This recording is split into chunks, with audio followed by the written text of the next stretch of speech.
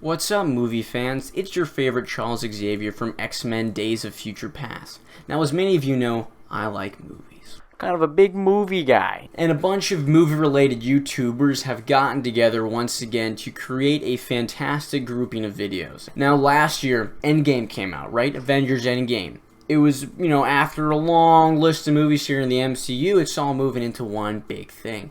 And so they got together, they're like, hey, we're going to do something called One Marvelous Scene. We're going to each make a video, talk about one marvelous scene from the MCU, and share it with the world, as a celebration of what has been. Well, they're doing it again this year, this time with the X-Men, called One X-Cellent Scene. And yours truly was personally invited with a sealed letter. No, I'm just kidding. They made the videos, I saw it, and in the videos they say, hey, if you're a fan, do it yourself. And you get on a playlist, which is pretty cool, I think. So that's what I'm doing here. So after I decided I was going to do this, I had to think here. What movie or what scene am I going to pick? So out of all the X-Men movies, I think probably Logan is the best movie, right? But the thing is, since it's the best movie, there's a lot of excellent scenes, so there's going to be a lot of them already taken. I don't want to do like the same old, you feel me? So I'm thinking here, well, maybe not Logan then. How about X-Men, the original, the one that started it all? There's got to be a bunch in there as well. And, well, yes, there are. Once again, it's been done a lot. And so then I also think, well, what if I think about scenes that I remember? And so what are the scenes that stick with you the most, right? Probably the Quicksilver scenes, if you're thinking of X-Men.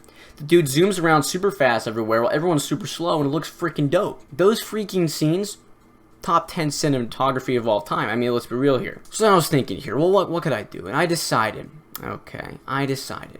to take on the most recent addition into the X-Men franchise. That's right, Dark Phoenix. X-Men Dark Phoenix, which is, funny enough, according to Rotten Tomatoes, the worst rated movie in the entire franchise. So how am I going to find something in there? I mean, it's even worse, according to Rotten Tomatoes, than X-Men Origins Wolverine. We all know that that's not good. That's a freaking train wreck. Just like what I consider to be One X-Cellent Scene.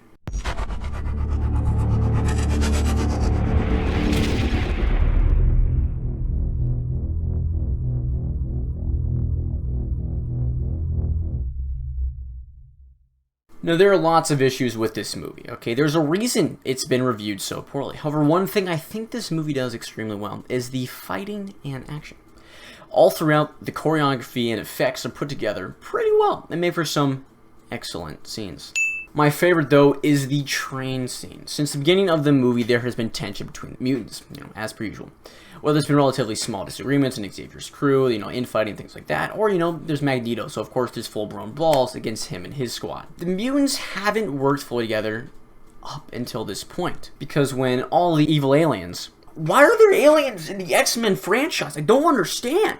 They're not needed here. You could have done this without them. Easily. It would have been fine. When all the evil aliens are coming to, take Jane because she has, the special powers from the sun or whatever they are, the mutants need to band together, for the common good. Because they don't want the world to end. And let me tell you, it's freaking badass. This scene's whole purpose is to build up until Jane is ready to fight and wake up for the long night battle. Except you don't know that going into it. You're like, oh, are they going to get Jane? Is Jane going to be safe? What's going to happen here? Oh my gosh. Excitement. And it does a freaking fantastic job of that.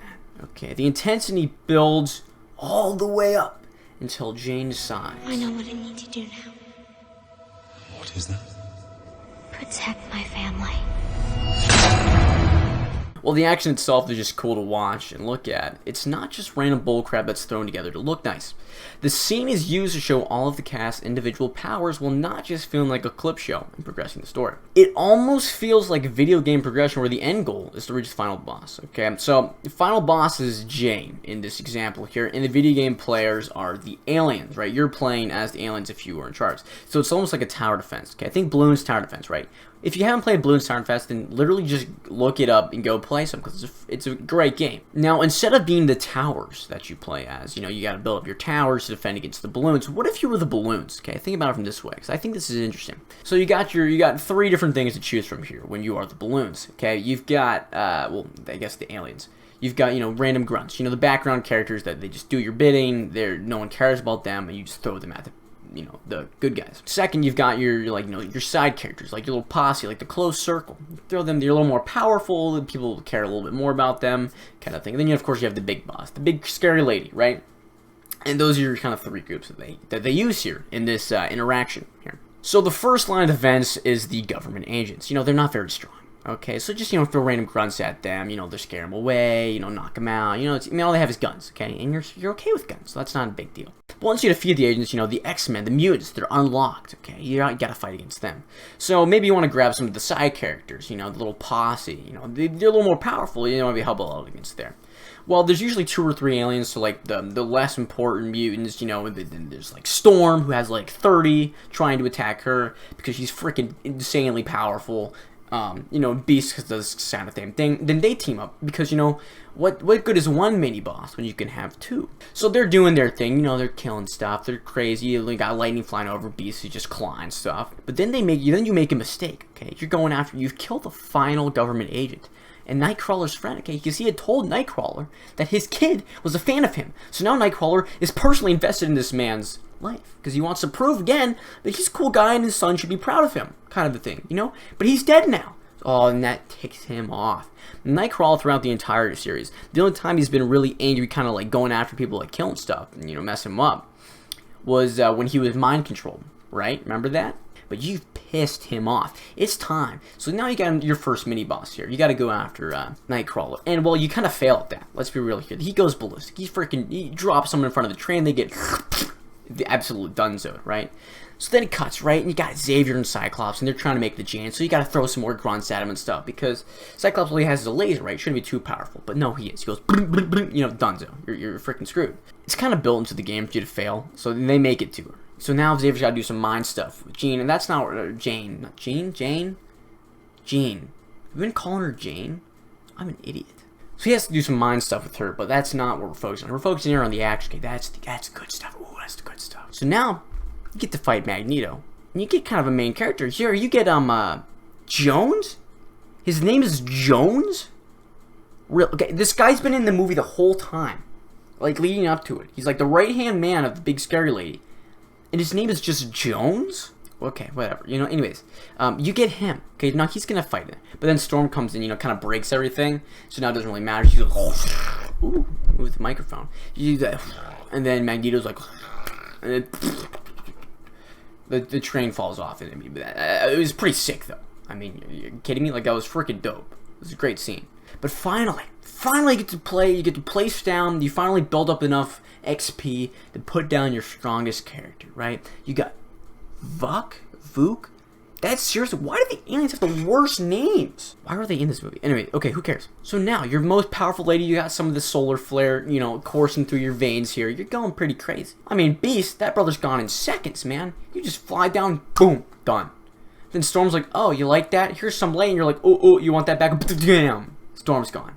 What? These guys have been kicking butt the whole time. Now they're just getting tossed aside. Here you are thinking the X-Men are like, oh, they're on the up. Every once in a while they stumble a little bit. They're still climbing up. And then boom! You just got knocked off the freaking mountain, baby. You're going back down. Nightcrawler, I mean, he does a pretty good job. He gets in, he gets a little cuts in. You know what I mean? He's flying around. Frozen. Bam! On the ground. Dunzoed. But Magneto, right? You come to Magneto, and this guy, oh, he's a beast. You can't be messing with Magneto.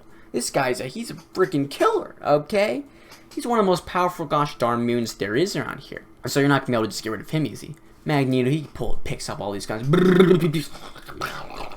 That kind of thing. Just crazy, epic looking, dope freaking movie. What does it do? Nothing. There's a couple scratches. Boom, knocked out of here. Get out of here. You're donezo. Then you get into the main room, and Cyclops goes for it. He's about to get the little zap off, but boom, right back at him. And now it's just Xavier.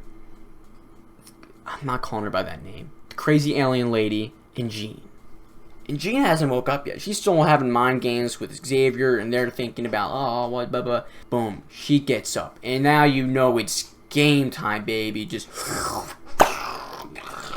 the train starts going all over the place. It's picked up, there's force fields around the good guys to save them and stuff like that. I mean, it's crazy. You're getting ready for the boss fight, baby. It's gonna be epic. Crashes, you're on, boom, I mean, 10 minutes of excellent film, you know, just to prepare, get you ready for the final battle between Gene and the crazy alien lady. Oh my gosh.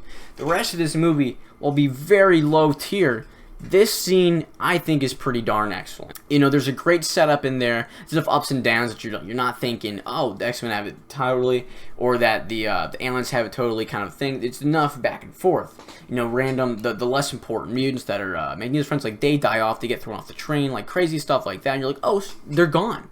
They were just here. They're gone now. The suspense is kept up throughout the thing. I was watching it, and I've been rewatching like 3 or 4 times just this scene specifically. And each time I'm like, you know, it's exciting. It's good. It's good. And it's the CGI or whatever they have in there. It looks good. Like, I'm not taken out of the experience because it looks bad, because it looks good and the well done stunts, and it's good. Okay. Well, it's obviously, you know, no endgame portal scene. It's pretty good. And one of the best parts about it is there's very little dialogue, so you don't have to worry about cringing the whole time when they see something stupid, because the writing in this movie, oh my gosh, it's just not top tier. It's just not top tier. Endgame portal scene, obviously top tier way to bring together group characters. This is not bad. You bring together a bunch of the guys. I mean, obviously there's some people missing. Quicksilver, I mean, he's like laid up in bed. Mystique died already. That was pretty crazy. But it's not bad. All these guys come together to use their individual powers and show what they can do one last time as a group in a pretty cool looking way. The movie, on the other hand, I hate to say that it's just not good, and that's what turned a lot of people off. But I feel like a lot of people haven't seen it, and I feel like it's worth seeing just for these kind of scenes. The fighting in this movie is pretty good. The rest of the story and the dialogue's not good. But if you're looking for just some good, clean, fun X-Men explosions, then this is your thing, man. But anyways, that's my thoughts on One Excellent Scene from the X-Men franchise. Hope you enjoyed this video, you know? It's a little different than a lot of the other stuff. I hope it did well. I think I did. I have a whole script here. That's why I kept looking down, you know, up and down on the screen here. Because I was looking at that to make sure I had my thoughts correctly, which I think I messed up a couple of times. Who cares? But anyways, if you haven't seen Dark Phoenix, guys, do check it out. Especially if you watch the rest of them, because it's just nice to have seen them all. And I mean, it's a cool scene, and you want to check it out. If you want to check out the rest of the videos in the series, that'll be linked in the description below. Because you know you can watch the actual professionals make theirs in like good way with better editing and things like that. But anyways, make sure you smash like, subscribe, tell all your friends. You know, comment that you liked it, and that you didn't like it. Do you think that my opinions are bad? Stuff like that. It's always fun. But as always, adios.